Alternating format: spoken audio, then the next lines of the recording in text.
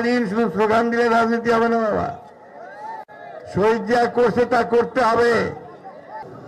মানুষ 1972 সাল থেকে 75 সাল পর্যন্ত আওয়ামী লীগের যে দুঃশাসন দেখেছে, যে লুটপাট দেখেছে, যে হত্যা দেখেছে, গণতন্ত্রকে হত্যা করা দেখেছে, এবং সব শেষে সমস্ত রাজনৈতিক দলগুলোকে নিষিদ্ধ করে দিয়ে একটি মাত্র দল বাকশাল তৈরি করেছিল।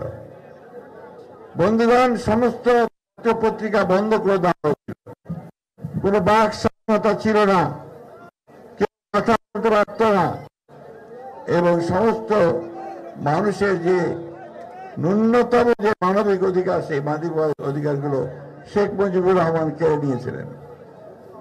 এ কথা আমরা ভুলিনি, ভুলতে পারি না। আমাদের নেতা, আমাদের দলের প্রতিষ্ঠাতা শহীদ প্রেসিডেন্ট জিয়াউর রহমান আমাদেরকে সেইখান থেকে মুক্তি দিয়ে একটা গণতান্ত্রিক বাংলাদেশ নির্মাণ করবার কাজ শুরু করেছিলেন।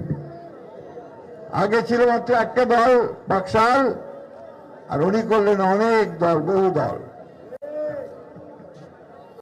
সব দলগুলো তাদের মতামত প্রকাশ করবে, সব মানুষ তার মতামত প্রকাশ করবে, সেই স্বাধীনতা তার থাকবে। এটাই ছিল মূল উদ্দেশ্য।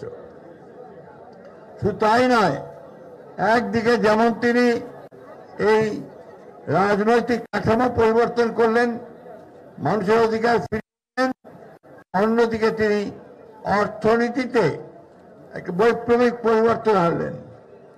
কৃষিতে আনলেন একটা বিপ্লবের সূচনা।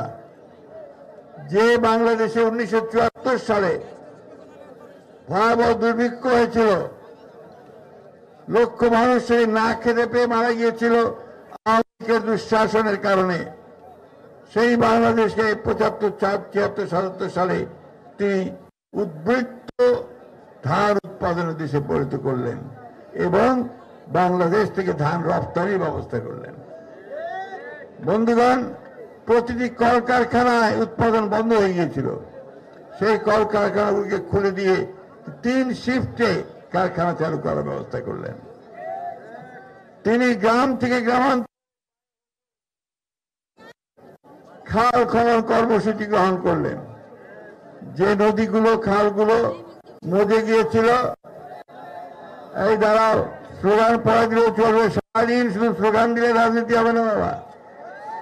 শহীদ যা করছে তা করতে হবে। কয়জন আজকে কোদাল ধরো আমি